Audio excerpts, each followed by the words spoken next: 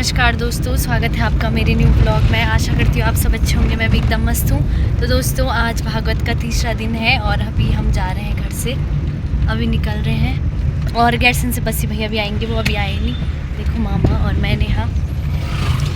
और आज तीसरा दिन है ना, बालू पकड़ेंगे लगे तो दिखाएंगे आपको भागवत स्थान पे।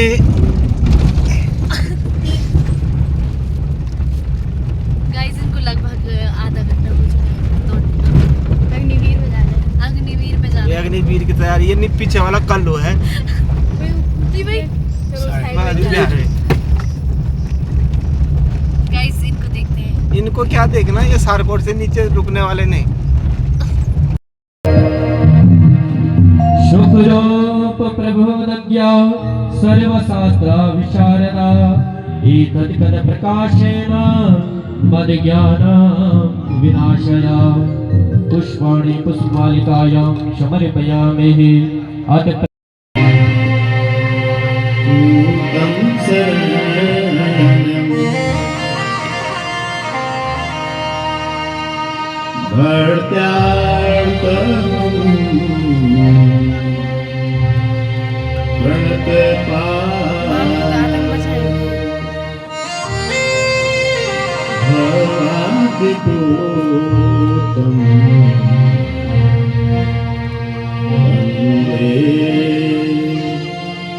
महापुरुष के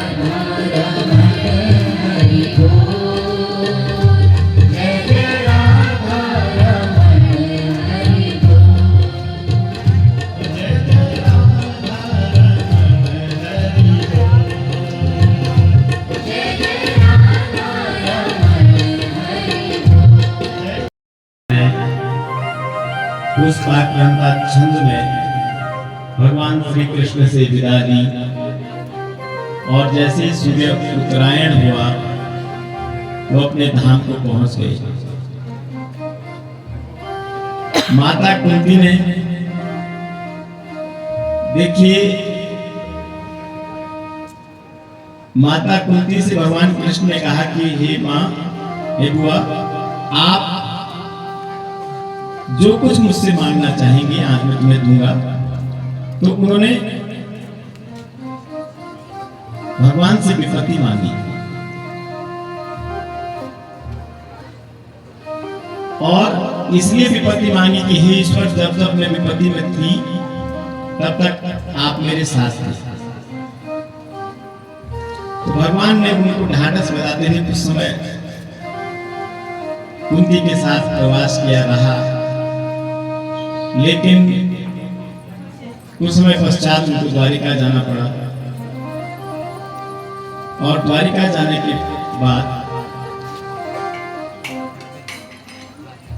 सुभद्रा जी से उन्होंने कहा कि तुम्हें कुछ चाहिए, तो सुभद्रा जी का एक बहुत सुंदर वाक्य है, कृष्णा त्वदीय पद पंकज पंदरांते अदेव विशत मानस राजहंसा।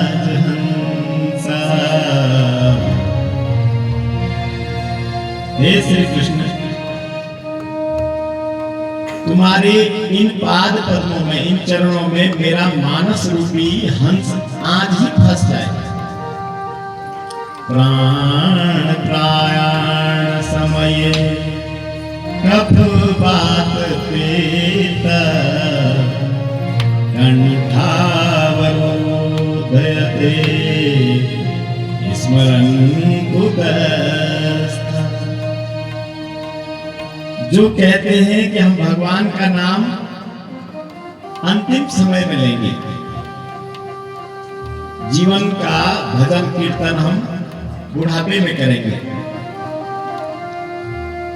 तो सुभद्रा कहती है कि हे श्री कृष्ण, तुम्हारे पाद पद्मों में मेरा दिल आज ही लग जाना चाहिए। अद्य एव वसतु मैं मानस राजहंस, मेरा ये मन रूपी जो हंस है वो तुम्हारे पाद पद्मों के चरणों के तालाब में आज ही बैठ जाए। क्यों? प्राण प्रयाण, जिस समय प्राण निकलते हैं आदमी के, उस समय कफ पित्त और वात, ये तीन रोग हैं और तीनों करो जब प्रीति, जब भाई, जब वात पित्त और कफ गले का अवरोहन करते हैं, तो उस समय श्री कृष्ण भगवान का नाम लेना किसी जीव के लिए संभव नहीं होता। इसलिए जीवन में जितना जल्दी हो अपने मन में भगवान के प्रति अनुराग पैदा कर लीजिए, क्योंकि बिना अनुराग के भगवान की प्रतीति नहीं हुई, बिना प्रीति के प्रतीति नहीं होती है। जब तक हम ईश्वर के पाद पद्मों में मन को लगाएंगे नहीं, उसके प्रति ठहराव नहीं रखेंगे, सत्संग नहीं करेंगे, भगवान के प्रति हमारी भक्ति धीरे धीरे दृढ़ होती है और तब जाके कहीं बुढ़ापे में, अंत समय में ईश्वर का नाम हमारे मुखारबिंद पर मानस रहता है। तो भीष्म पितामह ऐसे चरणानुरागी थे ईश्वर के कि अंतिम समय में ईश्वर का दर्शन उन्हें हुआ और वो स्वर्गधाम सिधार गए, स्वधाम सिधार गए। उसके बाद भगवान श्री कृष्ण ने उत्तरा के गर्भ की रक्षा की थी और परीक्षित, जिस पर कि अश्वत्थामा ने ब्रह्मास्त्र साध लिया था, ब्रह्मास्त्र का संधान कर लिया था, उस ब्रह्मास्त्र से भगवान ने परीक्षित की रक्षा की। कि ऐसा कैसे होता था कि एक आदमी ने जो बोला वो हो जाता था, श्राप अब क्यों नहीं पड़ता श्राप, और तब क्यों होता था श्राप? देखिए, जो आदमी कभी असत्य न बोले, जो आदमी जीवन में कभी असत्य न बोले, उसके साथ प्रकृति चलती है। फिर वो जो बोल देगा प्रकृति वैसा करती है, क्योंकि उसने कभी असत्य नहीं बोला। ये जो ऋषियों की वाणी होती थी, ये प्रकृति के स्वरूप थे, प्रकृति की भाषा जानते थे। ये भविष्य वक्ता थे, वो जानते थे कि क्या होना है, या यूं कहें कि वो जो कह देते थे वैसा हो जाता है। अब आजकल तो 100 सुबह आपस में और दूसरों को कहते शराब लेने पर के शराब होने से बोलो अकेले नहीं होते। यह कहानी सुना था मेरा अनुभव वाला। एक गांव में बल एक बाबा जी भीख मांगने गई, भिक्षाटन के लिए। अब भिक्षाटन के लिए साधु महात्मा तो घर में थी बहू, गए बहू से कहा कि बेटिया हम साधु हैं, भिक्षाटन करके जीते हैं, तुम्हारा घर में कुछ छेच खान पीने वास्ते कुछ छेच पंडित जी वास्ते साधु महात्मा वास्ते कुछ छेच क्यों आए? गोरी बोलना हमारे कुछ नहीं, चट यहाँ से कुछ नहीं हमारे। अरे उसने कहा भाई गजब है, ये तो बड़ी असभ्य महिला है, तो कम से कम कुछ ढांढस बताती, कुछ बोलती कि भाई बाबा जी इस घर में नहीं है, बगल में मिल जाएगा, या कहती बैठो पानी है बाकी नहीं है खाने पीने की, कुछ तो बोलती। लेकिन कैसा कह दिया इन्होंने कि ना हमारे कुछ नहीं, जाओ हटा। अब वो निराश हो गए, वो बाबा जी संत महात्मा जा रहे थे आगे। अच्छा आगे जा रहे थे, तब तक जिस घर की बहू ने उनको डांटा था बाबा जी को, उनकी सास मिल गई। कौन मिल गई? सास। 100 बोल हाँ पंडित जी को बल क्या करें आप माता जी, बगल में कुछ भिक्षाटन मांगने गए थे, एक जवान महिला थी उसने भगा दिया। बोल अच्छा उसकी ऐसी हिम्मत, चलो बाबा जी मेरे साथ। आप बाबा जी ने कहा देखो ये है, नए पीढ़ी के लोगों में ये है, और बूढ़े लोगों में इतना आदर है। देखो ये बेचारी है सास की, उसने कहा हाँ माता जी, पर वो उन्हें बिल्कुल अभी नहीं चलाया, चलो। और बाबा जी तो उसकी चलो भाई अब तो मिलेगा। और बाबा जी माता जी पूरी सॉस वगैरह एक वापस ठीक है साहब। अब सॉस भी तो बाबा जी सॉस बोल की माता जी आप दे दो भिक्षा, बस चल आप यहाँ से।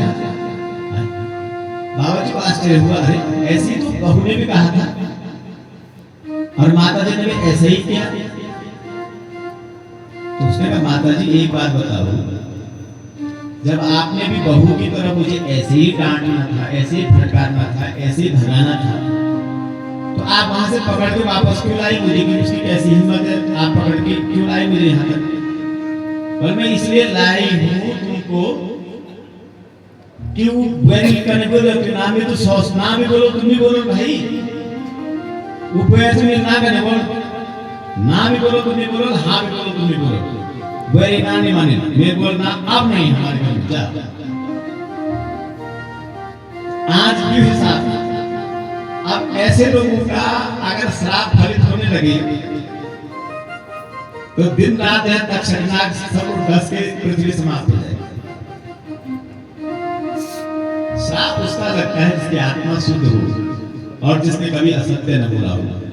तो यहाँ पर जो है जैसे ही पता चला कि श्राप राजा को मिल गया है।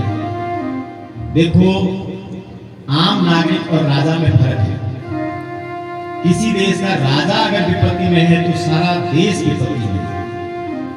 इसलिए राजा की सुरक्षा के लिए जब राजा को श्राप मिल गया है और 7वें दिन मरने का श्राप मिल गया है, तो वहां के जितने भी ऋषि मनीषी थे, संतगण थे, वो विचलित हो गए और सब एक जगह पे आकर के अत्रि वशिष्ठ चवन सर्वान् हरिस्तनेमि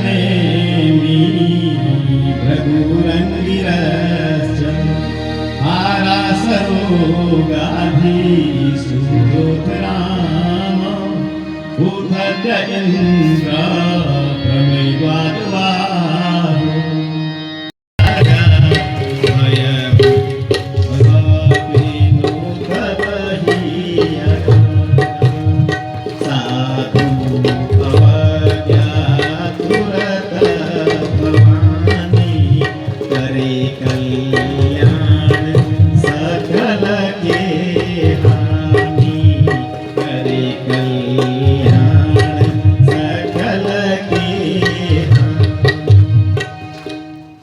कहते हैं रावण की लंका तब तक सुरक्षित थी जब वहां साधु विभीषण थे।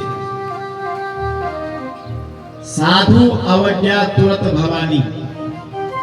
शंकर भगवान पार्वती से कह रहे हैं कि हे पार्वती, साधु की अवज्ञा करोगे के पास जाते हैं। भक्त वांछा कल्पतरु है, भक्त वत्सल है।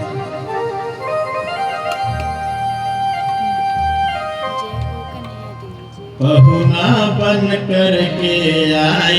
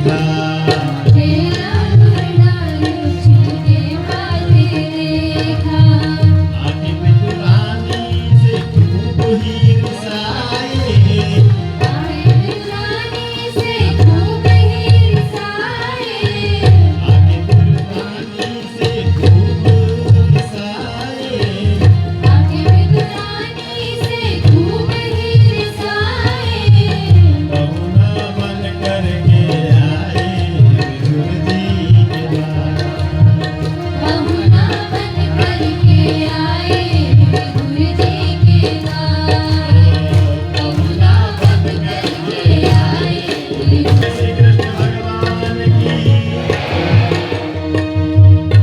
देखिए जय शंभुनाथदिगम्बरं करुणाकरं जगदीश्वरं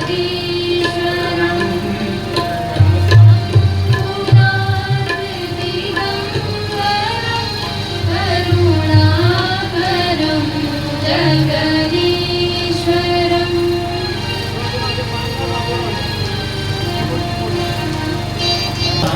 करम जगदीश्वरं मृगछाल सुशोभितं करमालदण्डविराजितं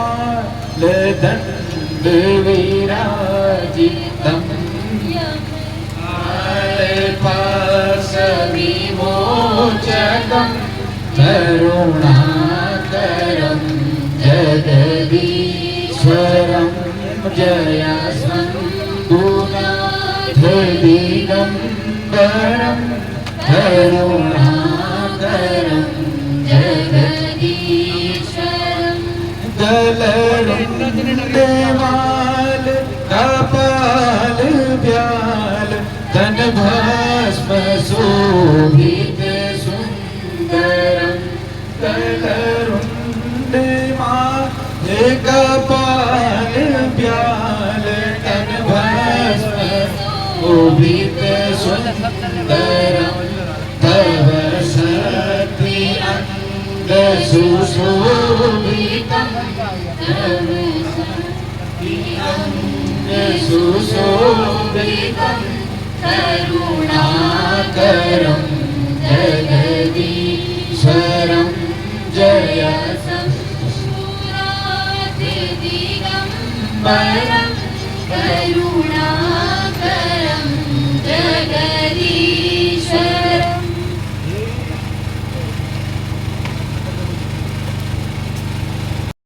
अधिकांश जो मरने जा रहा होता है वो अपने लिए कोई चाय मांग लेता है, कोई कॉफी मांग लेता है, कुछ कह देता है, कोई मरना तो है निश्चित, क्योंकि वो न्यायाधीश का लेख है। एक बच्चे को जब फांसी हुई तो उसने उसे पूछा गया कि अंतिम इच्छा बता। उसने कहा कि मैं अंतिम इच्छा अपनी माँ के कान पे कुछ कहना चाहता हूँ। तो उन्होंने कहा भाई बुला दो। माँ बुलाई गई, माँ बुलाई गई, बोले माँ कान कर अपने मेरे मुंह के नजदीक। माँ ऐसे कान ले गई उस बच्चे के मुंह के नजदीक, और उस बच्चे ने अपने माँ के कान को ऐसे पकड़ा दांतों से और छोड़ा नहीं। जब तक लोग छुड़ाते तो कान अलग हो गया था, लहू लुहान हो गई। उन लोगों ने पूछा कि यार ये कितना विभत्स बच्चा है, अनेक अपराधों के लिए फांसी हो रखी है और जाते जाते भी जिस माँ ने पैदा किया उसके कान में उसके गया है। तो उन्होंने पूछा कि तुझे यार अपनी माँ पे दया नहीं आई? तुम कितने कुकर्मी हो, कितने बड़े अपराधी हो, कितना संगीन अपराध करते हैं।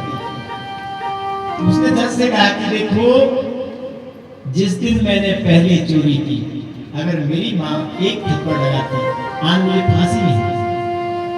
आज मैं अपनी फांसी के फंदे पे झूल रहा हूँ, वो मेरी माँ की गलती के कारण झूल रहा हूँ। इसलिए वहां पर ध्रुव को जब सुरुचि ने डांटा, आम मैला होती लड़ाई करने जाती कि भाई मेरा भी तो हक है, मैं भी तो सहधर्मी हूँ, सहभागी हूँ इस संपत्ति का। राजा भाई पांडव और कौरवों का इसी पे झगड़ा था। उस सुनीति अच्छी नीति जिसकी होती है उसने कहा कि बेटा बिल्कुल सही कहा उसने, क्योंकि पिता की गोद नहीं परम पिता की गोद में जाता। जब भगवान राम को वनवास हुआ तो कौशल्या से क्या कहा, क्या कहा, पिता दीनी मोहे कानन राजू, जे सब भांति मोर बड़ काजू। माँ तुमको पता है पिता ने मुझे क्या दिया? देखो कौशल्या ने एक बात मांगी थी दशरथ से, कहा था कि मैंने अपने बेटे का मुंह कभी ढंग से नहीं देखा, वो हमेशा कैकेयी के दरबार में चले जाता। पर एक चीज है, जिस दिन मेरे भगवान राम का तिलक होगा, वो सिंहासन पे बैठेगा, उस दिन उसका श्रृंगार मैं करूंगा। उस दिन मेरा हक मिलना चाहिए, मैं राम को ढंग से देखना चाहता हूँ। मैंने अपने राम के मुखमंडल को कभी वो खेलने चले जाता हूँ, कैकेयी उसको अपने दरबार में रख लेती है, उसको बहुत प्यार करती है।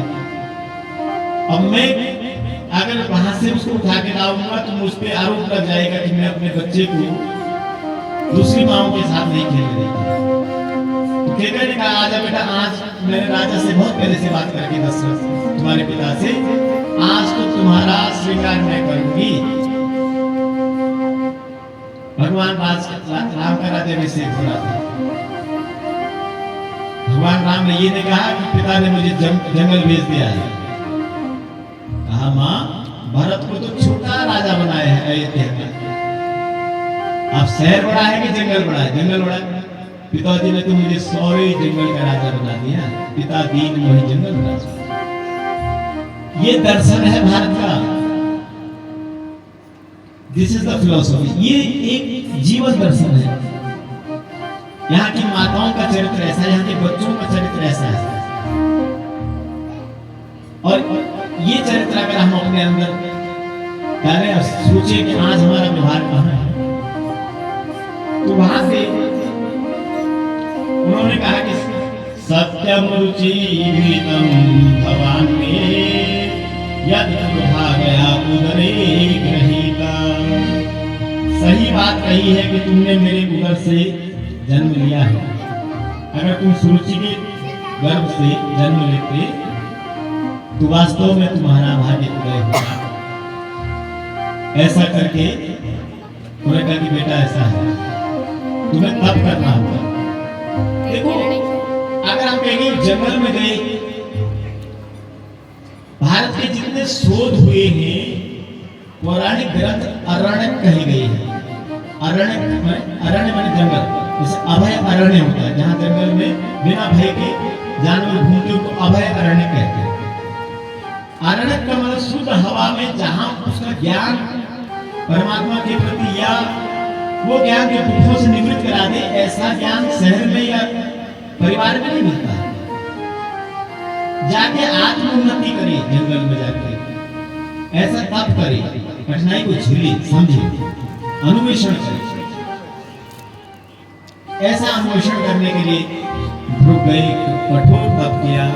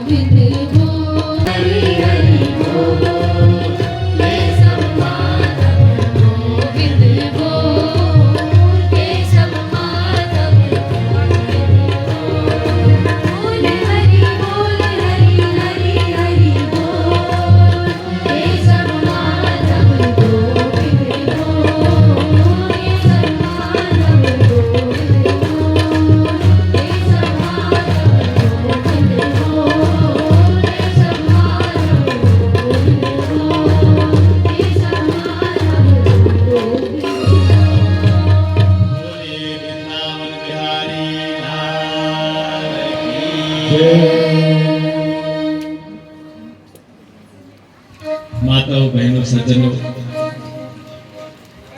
आज कथा का तीसरा दिन था और कल हमारे कान्हा का जन्मोत्सव है। कल ठीक लगभग 5 बजे और कल से श्रीमद् भागवत की कथा और रसपूर्ण होगी। अब हम भगवान श्री कृष्ण के बाल लीलाओं का, रास लीलाओं का, भगवान कृष्ण भगवान के जीवन के दर्शन को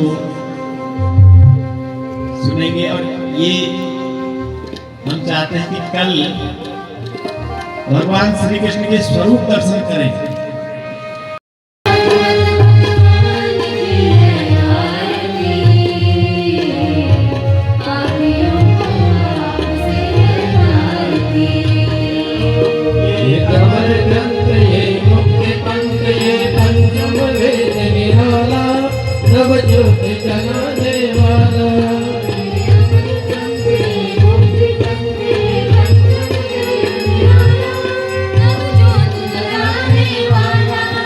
हरे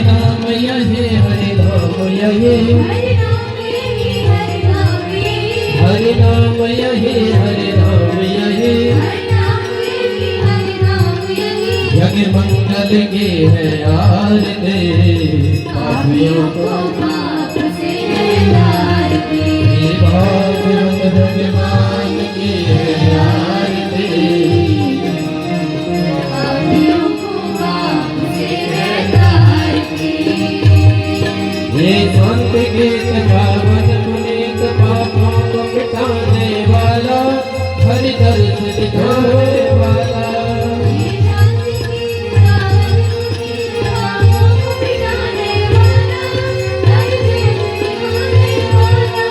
ये संत गीत पावन पुनीत पापों को मिटाने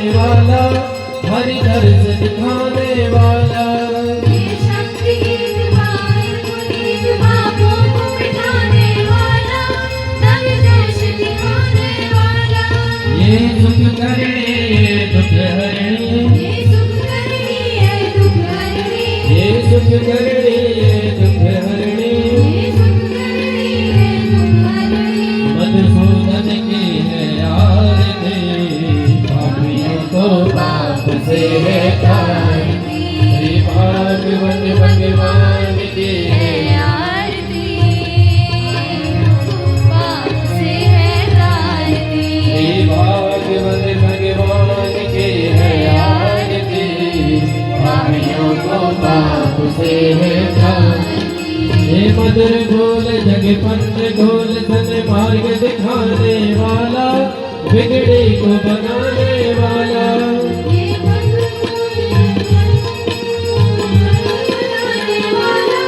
बिगड़े को बनाने वाला श्री राम यही घनश्याम यही श्री राम यही घनश्याम यही श्री राम यही घनश्याम यही श्री राम यही घनश्याम यही प्रभु की महिमा की आरती पापियों को पाप से तारती श्री भागवत भगवान की है आरती को पाप से तारती श्री भागवत भगवान की है आरती पाप से